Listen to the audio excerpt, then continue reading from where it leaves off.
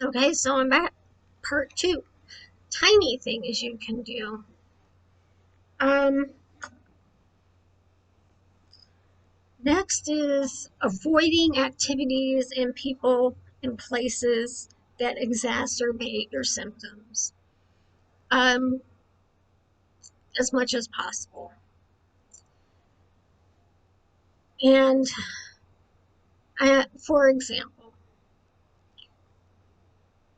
when I'm manic, I get obsessed with characters.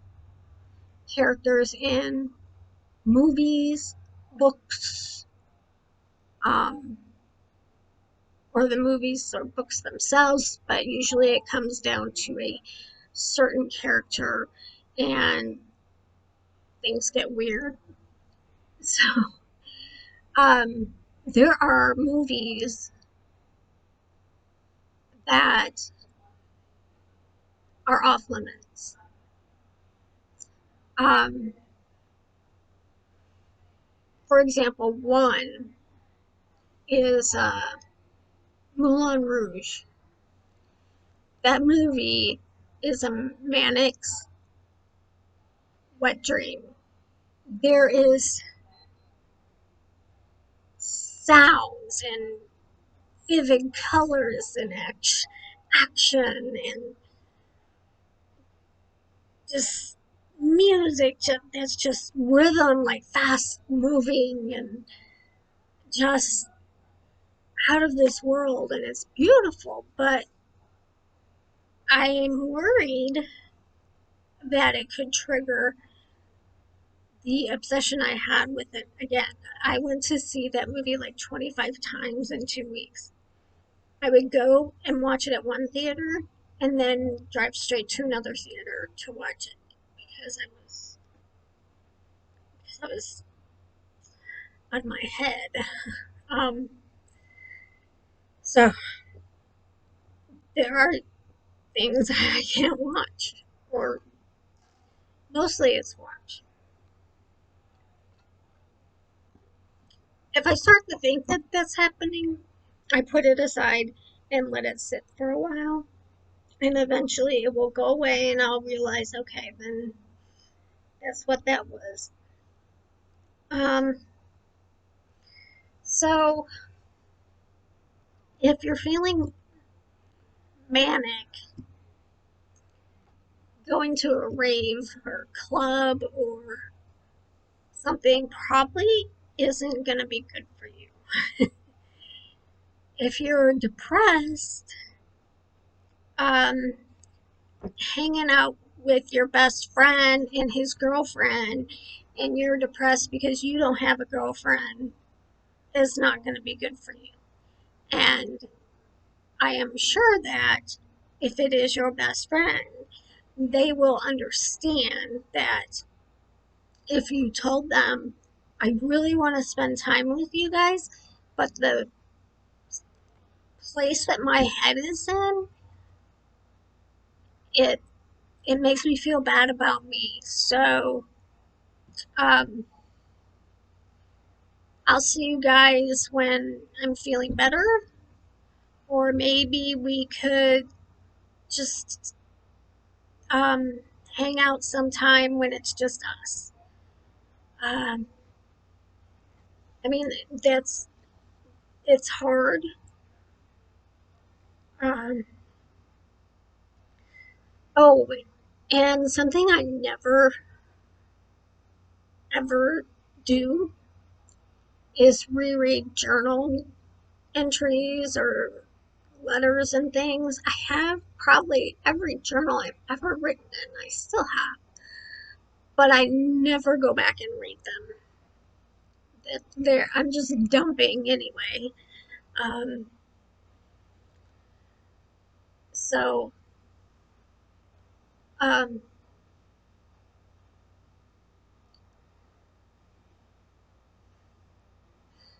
I'm trying to think of another example. I mean, I have my own examples. Um, like if you're depressed, maybe going to a cemetery isn't good. um, but I mean, you would know about you,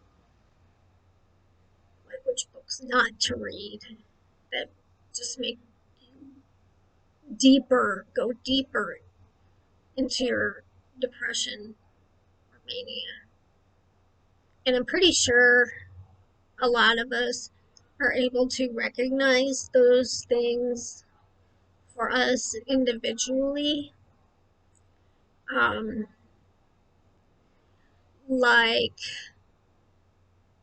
another one would be if you are manic and part of your history is gambling, going to the races isn't a good thing, even if you try to tell yourself that you're just going to watch and not bet, stuff like that. Um, sometimes, especially sometimes on both parts, when we're depressed, it's natural for us to seek out um, places and situations that make us feel worse. Maybe because we feel like we deserve to feel worse. Well, we don't. We do not. And the healthy thing to do is to avoid those things. Um,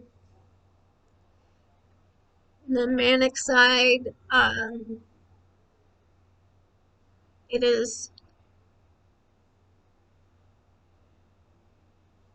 um, we know from experience what perpetuates that manic feeling, and we will purposely go to places and be around certain people that make the symptoms even worse, because right at that time maybe it'll make you feel even higher, but you'll always pay the price. So this is probably in the realm of insight, which I don't know, can insight be taught? And that's what I'm trying to give examples for. We often do things that we know aren't helpful when we really should be avoiding those things to make ourselves healthier. I think my voice is going out. Okay, I only have a few more things. No caffeine after 5 p.m. I drink two. I drink coffee in the morning. I drink a Diet Coke sometimes at dinner. That's it. I used to drink more caffeine, but I drink less now. Um, and that's just to help your mind wind down when you're trying to go to bed. Um, because your caffeine and any other drug is altering your natural circadian rhythm, your natural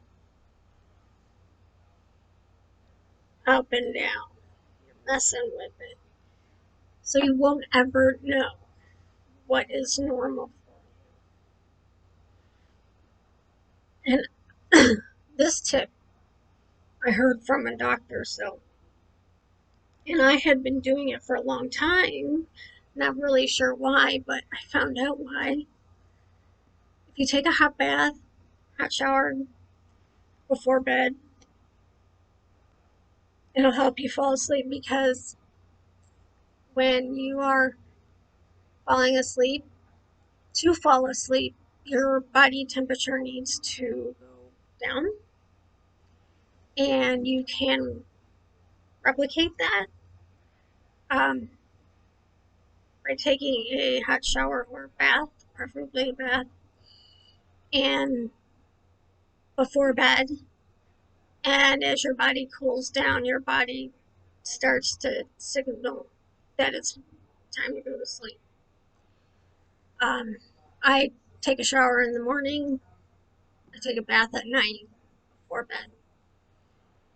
Um, and anytime I've tried to not do that, oh, I can't sleep. I just can't sleep. Um,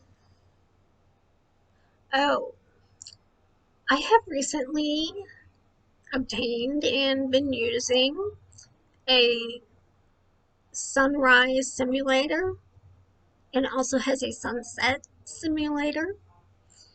And it was about $36 on Amazon. And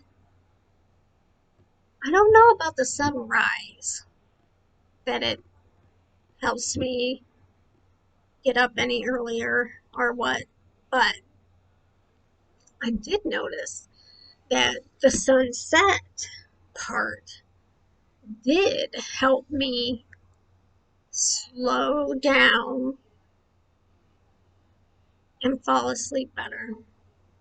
And my brain, the thoughts and the worries and it kind of eased it and calmed it, as it starts out bright, but it's like this orangey yellow color, and it, over a period of half an hour, it slowly dims. And I've actually had more benefit from that part than I think from the sunrise part. Um, but I really like it. I would recommend it to anyone trying to get some kind of rhythm going in their wake sleep cycle. Um, Last one. Oh no, I already did that one. Speak to one person every day. Even if it's like, it's better if you do it in real life, but if you're not up to that, then online.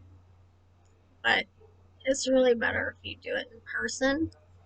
And I don't mean like have a whole conversation, just um, like I said, say hi to the cashier, how you doing, or oh, that's a cute dog, or just something to pull you out of your. What it does is, if you're observing what's going on around you enough to comment, that is a time when you're spending not going over your failures and sadness, and you're actually not just noticing something, but verbalizing it, acknowledging that there is a world outside of your head that is so negative. Um, you know, that there is other people living lives.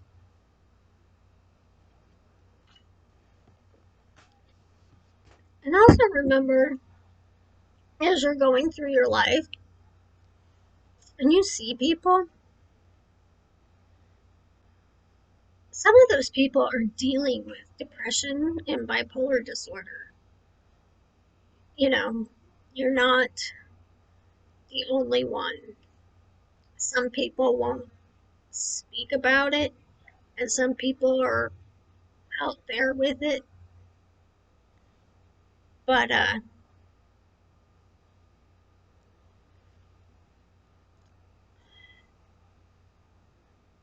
So I think that was all of the tiny tips. Right now, um, so I think I'm going to get my microphone so I don't have to wear the headphones. I don't like wearing the headphones, but I am aware that, see, I have a voice that doesn't carry very well, and this laptop doesn't catch it, especially when I turn my head. Um, so I got my disability and I have some spending money. I'm very particular with keeping track of my money. And so I'm hoping if I get this microphone, it will help. Nothing big, nothing special. I'm not like a super podcaster or anything. But so those were my tips. And after I get Finnegan's burrs and pickers and whatnot out of his fur, I will do the videos of the things he does. I have some, but I don't have others that are necessary. He's going to have a weird haircut, though, because I had to cut a lot of it out. So I will be working on that and also uploading my TikTok videos that are bipolar related, mental health related. Oh, no, there was something else I wanted to talk to you about. Now, um, I don't, this isn't an endorsement like I get money for this, but it's something that's helped me a lot. And so I'm recommending it if anyone is in the need of a counselor, therapist. I was leery when I signed up for it, but it's worked out really well for me. Um, and it's called Betterhelp, and it's cheaper than actually seeing a therapist in person. And I know that some of us have trouble even doing that. Um, I can talk to my therapist. You, you can message them anytime and they'll get back to you. Um, there are worksheets that you do and you send them to them and they, you know, and then you have phone sessions, 30 to like 15 minutes long. Um, and some of them do video. Um, and like the first person I was hooked up with, because like they ask some things about you and hook you up with the therapist they think um, is best fit. The first one, I didn't really like her, and I was like, I don't know if I'm gonna like this app, this thing, BetterHelp. And I thought, well, I'll try, and it's really easy if you don't like that therapist. It's really easy um, to get hooked up with a different one. You don't have to talk to the one you are leaving or anything like that. And the second one I got hooked up with, she's really good fit for me, really good. And it's actually cheaper. And um, sometimes they give me a really big discount because I don't make a lot of money. I qualified for financial aid. Um, so without financial aid, it's like 200 something a month, but with it, it was only 100 something a month. Um, so for me though, it's really been worth it. So, and where I live, there's nowhere for therapy. Um, and I really like this.